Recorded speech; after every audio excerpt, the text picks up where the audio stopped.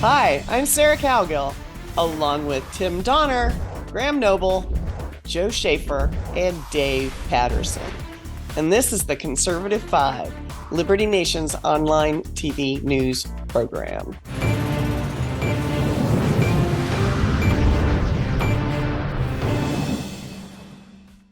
Just last week, West Virginia Democrat Joe Manchin called it a day, said he wouldn't run for re-election.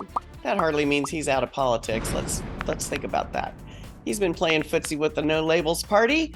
Now he says he will, quote, travel the country to see if I can mobilize the middle, end quote. Middle ground seems to appeal to those disgruntled folks out there. RFK Jr. made a splash by leaving his beloved party. But I'm going to go with Mr. Tim Donner today because he has been around the horn as long as I have when it comes to politics. And third-party candidates, we have agreed forever. They've always not been winners. They have been spoilers. Do you see a repeat of this, or are we possibly going to elect an outsider? Well, effectively in 2016, we elected an outsider.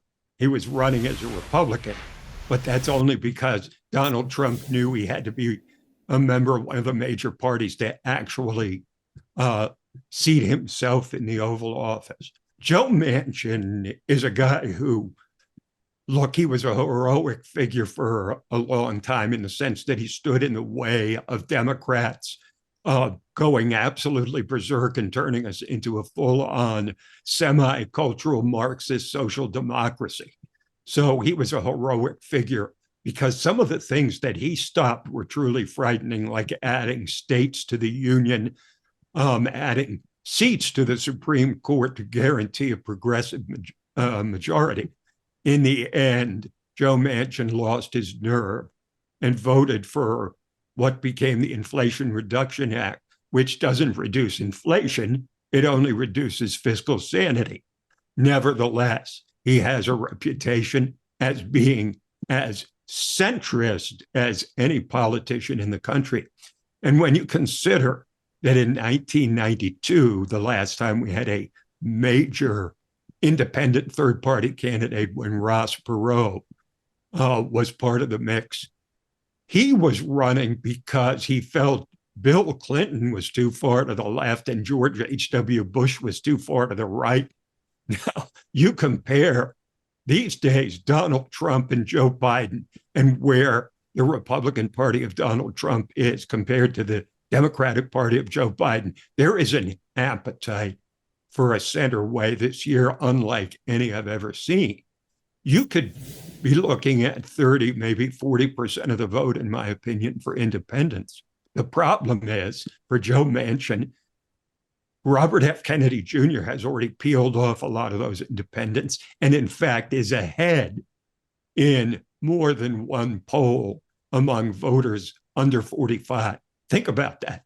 That's pretty remarkable. So Joe Manchin he's going to have to fight off others in that middle lane. And then there's always Jill Stein. And then there's Cornel West. So you're talking about a parliamentary style election with multiple candidates and fields and alliances and coalitions as they do it in parliamentary democracy. Manchin, if he was the only independent or no labels candidate running, I would say he'd have a better chance than Ross Perot.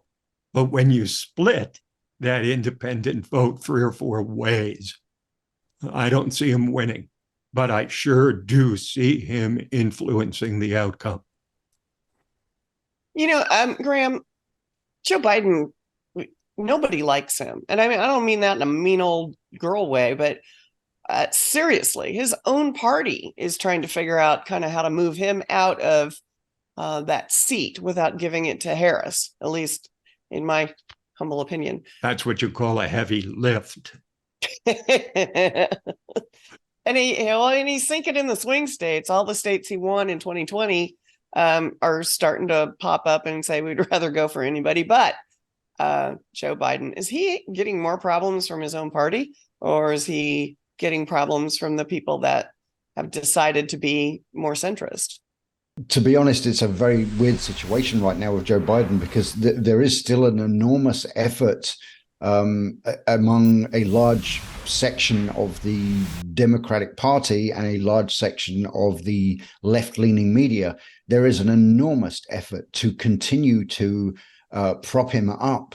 And, things like saying, well, you know, Americans are kind of sour on the economy right now, but it's not, but that's just because they're too stupid to realize how good they've got it, because this is a fantastic economy.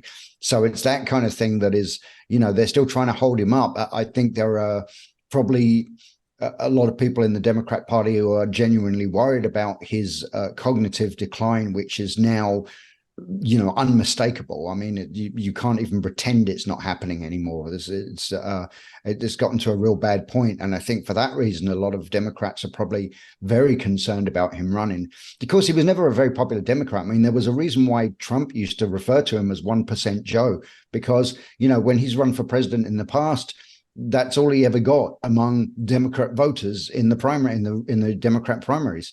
So he's never been a popular figure. And the thing is, I think ultimately the reason why they stuck him in there to run for president anyway was because they realized that they could completely pull his strings. And I don't really believe, honestly, those of us who are not particularly happy with the way things are going in the country, we point our fingers at Joe Biden, but ultimately, I don't believe he's been running the country since January of 2021. There are a group of progressives behind him, because Joe himself was never that much of an extreme progressive. And yet this country is clearly... He was a segregationist. I don't think you can combine exactly. those No, two. no. Well, of course, I don't think it's fair to call him a segregationist. I mean, progressives have become segregationists now, of course. That's the thing. So it's kind of gone full circle, really. But the thing is, Joe Biden was never a radical, and the country is clearly being run by radicals. So it's not Joe Biden who's calling the shots here. But I'll throw in one more thing. So I think Joe Biden is I don't really think he's in danger of being kind of kicked out before 2020. I know there are a lot of rumors of that, but I suspect he is going to be running for a second term.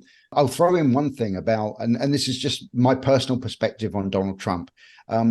We talk about there's this perception of, or people think maybe Joe Biden's gone too far to the left, the Democrats gone too far to the left, the Trump Republicans are too far to the right, and so we need somebody in the middle, like RFK Jr.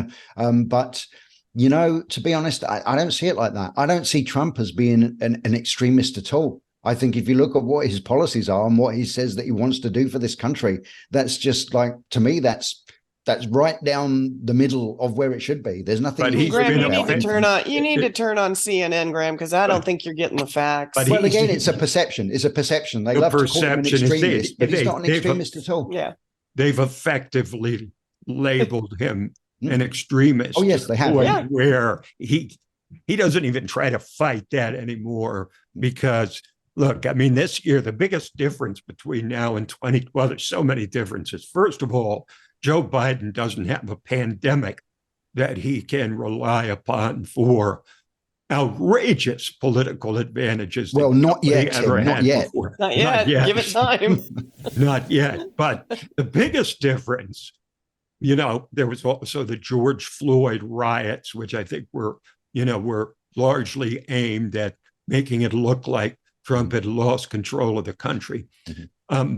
But the biggest difference is now people will compare records, because Joe Biden has a record. He can't just sit in the bleachers and throw bombs at Donald Trump saying he's responsible for the deaths of hundreds of thousands of Americans because of the pandemic. He can't sit in his basement where he might try. He'll try to do some sort of rose garden strategy where he lets others travel and make the case for him.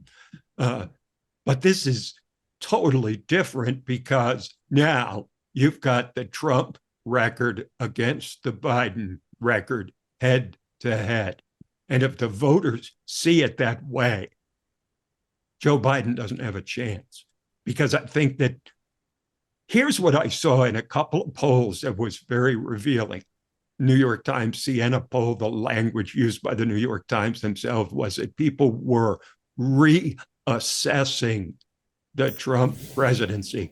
To put it in street terms, maybe the mean tweets weren't good Weren't enough that bad? reason to kick him out of the Oval Office for this guy. Tim, I completely agree with that point of view. It's just been an ongoing mean tweet or what, I'd rather have that back. Anyway, Dave, does Newsom fit into all of this? Is he going to hop in and mess things up? Is he waiting for Biden to step down? Or is this even a big deal? I think it's an interesting future, seeing Biden versus Newsom, but it's not likely to happen. If Biden drops out for some reason, well, maybe Newsom would have an opportunity, but to displace cackling Kamala and the Democratic black women would pitch a fit if that happened. I don't see that as an opportunity that the progressives would like to see happen. And without Biden in the race, there are so many better choices than Harris, but I just don't see a path for Newsom. How does he explain how during his term people were scrambling to get out of his state under his leadership? I see that as a significant negative. It is a talking point that just won't go away. I do have a point of view on how former President Donald Trump kind of fits into all of this. I agree that a lot of, in fact, most Democrats like to see him as a raving right-wing wingnut. But in fact, as to Tim's point, as this starts to sort out, I think they're going to see him more what I call a transactional pragmatist. He can easily say one thing to one person to get what he wants, say the exact opposite to get what he wants, and he's successful. He's very pragmatic, and he deals in the transaction. Well, he knows his brand. He built his own brand, and I think it only works for him, obviously. Joe, I'm going to give this question. It's a long game question for you. What do you see happening if we have a no labels candidate, an independent candidate, a Democrat, and a Republican? How's that going to skew the electoral college results? Well, it's not going to affect the electoral college at all. The only reason that becomes a disaster is if, say, a Republican candidate wins but doesn't get over 270, and then it goes to the House of Representatives and it's controlled by the Democrats and they refuse to give it to the guy who's got the lead, or vice versa. In order for that to happen, one of these third-party candidates is going to have to actually win a state. And, Tim brought up Ross Perot in 1992. That was the high water mark for third-water candidates in our lifetime. And he didn't win a single state. So none of these people are likely to win a single state. They're not going to win a single state. So you're talking about peeling off votes. In my argument, and I've thought about this, I've kind of changed back and forth a couple of times. I could probably be talked into changing again. But I actually don't think it's a good time for a third-party candidate, precisely because Trump is such the elephant in the room. For Republican grassroots voters, they see Trump as an existential event. He has to get back into the White House or America dies. For Democrat voters, they see Trump as an existential event. If he gets back in the White House, America dies. So you've got profound reasons on both sides for people to stick with the two-party system in this election, in the monolithic presence that is Donald Trump. I think that's going to hurt an RFK, a Manchin, all these other people. Democrats will be like, oh, but I've got to vote against Trump. And they'll see that as wasting their vote. And Republicans will be like, oh, I've got to vote for Trump, even if they like a lot of things that a Kennedy is saying, for instance. So in an odd way, the guy who is, I think, doing more to destroy the two-party system than anyone, which is a uniparty, by the way, Donald Trump is actually buttressing the two-party system in the 2024 election. Well, I think that the outlines of the fall campaign are already clear from the Democratic side. And that's three things: January 6th, abortion, and impeachment. January 6th and abortion are the issues that they will run around the clock against Trump, right? But they can't run the issue. They really can't run the issue of extremism so hard this time, because it's too easy for Trump to answer with what the Democratic Party has done after they kicked him out of the White House. I just wrote an article about the New York Times. Maybe you all saw this. They said Trump's bringing back the concentration camps and he's rounding up people. And he's Hitler if he gets back in again. And what I pointed out is since 2016, the immigration crisis has gotten 100,000 times worse in this country. Democrats want to strengthen the border. Now they see the crisis. The New York Times is saying that Trump's bringing back concentration camps for illegal aliens. The Democratic mayor of New York City is saying the migrant crisis in his city can destroy New York. So, they're trying to bring up this gloom and doom about illegal immigration. People are going to be nodding their heads saying, please, yes, let's have a strong president who's going to do something about it. Well, you think about authoritarians. How about the fact that the true authoritarians, Eric Adams, deigned to say what everybody else thought, especially those of us who grew up in New York City, which is this overwhelming flood of migrants will destroy the city. So when he deigned to say that, so what did they do? So then the FBI came and seized his phones in public in the most embarrassing possible way, showing don't you try to turn on this White House, because you will pay a price. Who's the authoritarian here? Hey, Tim, I think that to your third point, would the solution to your third point about the impeachment be that the Congress should hurry up and impeach President Biden so that they are still on an equal footing there? Yeah. Right. Just a lot of impeachments in the last few years. Going back to the Eric Adams thing, it's funny because I noticed that just recently, it was perhaps a week ago or maybe 2 weeks. I don't know. Sometimes I lose track of time down here in Mississippi. But the FBI raided the either the home or the office of Eric Adams' chief fundraiser. And the moment I read about that raise, I thought, he's become a little too much of a thorn in the side of the Biden administration. It's so transparent, too. I mean, who could possibly deny it when it's a Democratic mayor being set upon by a Democratic president's FBI? That's basically just saying you better stay in line and not make any more statements like this, or at a minimum, we'll primary you the next time you run, and we'll make sure that you are not going to get a second term. Pretty sure this is a shot across the bow of we got you. I just want to see if he's going to have the. I was going to throw in I'm one. not going to say that maybe an alien might say, but I wonder if he has the courage to stand up. I don't know. It'd be kind of interesting to see. I'm going to throw in one more comment about, and it's leading off from what Joe said, and I agree. And we're talking about third-party candidates, and I think there are right now. It's kind of funny we're talking about, is this the right time for a third-party candidate or is it not? Well, it is in one respect, because there are an awful lot of people out there who, for whatever reason, can't stand Trump, and for whatever other reason can't stand Joe Biden. And there are millions of Americans, I believe, who would love to vote for RFK Jr.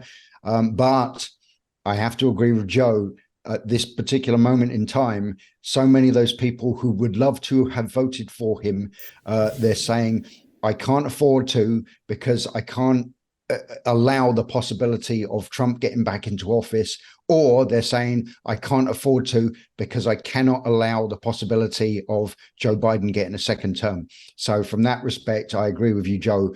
No third-party candidate is going to make a dent in this coming election. Well, Well, third party candidates always lose support as the election approaches. In other words, this might be the high water mark for Robert F. Kennedy Jr., not necessarily, but generally speaking, over the last month before an election, people say, do I really want to throw my vote away, right? And wind up with a guy that I hate more than the other guy that I hate in the Oval Office. That's never good. But maybe America is ready to elect an off-brand president. Let's see if they have the stones to do that. We'll keep you posted all the way to Election Day 2024. Thanks for watching, and thanks, panel.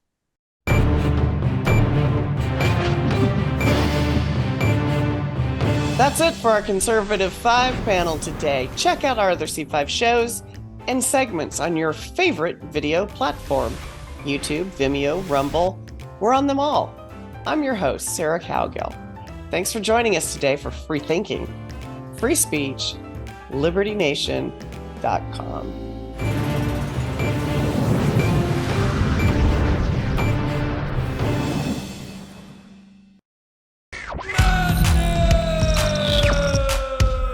Don't get caught up in the media madness. Join our movement for free thinking and free speech at LibertyNation.com. Publishing news and analysis 24/7 with original articles by our team of authors who tell it like it is. Join us each week for online TV shows, The Uprising Podcast, and Liberty Nation Radio. We believe in free thinking and free speech. We are LibertyNation.com.